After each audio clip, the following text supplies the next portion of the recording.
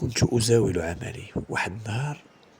كيبان ليا واحد السيد قاطع من بلاصة الرملة للحجر، كاينة واحد المسافة تقريبا واحد 300 متر 400 متر، كاينة وشوية الطريق. وبان ليا قاطع هو الوجه ديالو كيبان باقي شاب، يعني كنشوف فيه وجاي تيدرع وكتبان ليا الكشكوشة نايضة. عرفتي التدريعة ديالو ماشي تدريعة عادية، دير واحد المجهود ما يكملش، وكنظن ما كيعرفش يوقف في الماء.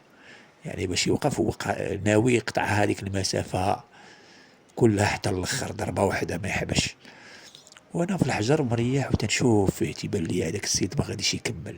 صافي يديه بداو كيتقالوا، وبدا كيرد يديه مبقاش تخرج من الماء بزاف، يعني كيخرج عن النص ديال يديه ولا تتكتفو كيكتفو الماء. صافي قلت هذا غادي يغرق. تلاحيت قبل، كنسبق الاحداث، انا كنت كنسبق الاحداث، يعني كنتلاحيه هكاك، ندوز من حداه، نكون بعدا قريب ليه باش الا كان تيغرق انت راه قريب له، ماشي يمشي لك، حيت فايت ما غرق ليا هذاك الطفل اللي كان غرق ليا في الفيديو الاول. وليت كندخل كنسبق الاحداث بواحد شويه. هي هذيك. المهم تلاحيت وقربت حداه وقلت له خويا واش هانيه؟ قال لي اخويا عاوني الله يرحم لك الوالدين، عاوني ما قدرش اخويا، ما قدرش نكمل ديك جاي باش نكمل ديك المسافه، ما قدرش الله يجزيك بخير الا ما عاوني. قلت له شنو غادي نديرو دابا؟ نشدك من ظهرك ولا هذا؟ قال لي اللي بالك اخويا اللي بالك. هي هذيك، عاد درت يديا بحال هكذا باش نشدو من ظهرو ونطيحو على نطيح الظهر ديالو على الصدر ديالي باش نجرو. وتبارك الله عرفتي كي لقيتو هذوك صحاب لي ميسكيلاسيون، عرفتي كلهم طردق، هذوك صحاب الكومبيتيسيون اللي تيديروا استعراضات، عرفتي قداش تبارك الله، عرفتي تنقلب ليه مع الماء تيزيد ينفخ شويه، عرفتي تبارك الله. جار واحد الجود حتى هو الوجه ديالو كيبان شاب صغير، ولكن راه الجسم تبارك الله عرفتي شنو هو مطردق. عرفتي كنقبض الصدر ديالو، عرفتي قداش تبارك الله. المهم انا صراحه حشمت وبقيت جار. خرجتو عرفتي شنو؟ ما هدرت معاه، ما تكلمت، ما قلت ليه لا غرقتي ولا كيفاش غرقتي ولا هذا. حشمت صراحه. ومني طلعت تبارك الله عرفتي الصدر ديالو الكتاف ديالو قداش، والليبرا هادي قداش، عرفتي جود تبارك الله. مع الماء زاد نفخو، مع الماء وزاد هو كيهز هز الايقاع، زاد نفخ زير مزيان، عرفتي العروق ديال الجسم ديالو خارجين. اخلعني انا ملي طلعت قلت تبارك الله هذا جبتو انايا. راه شي انجاز هذا.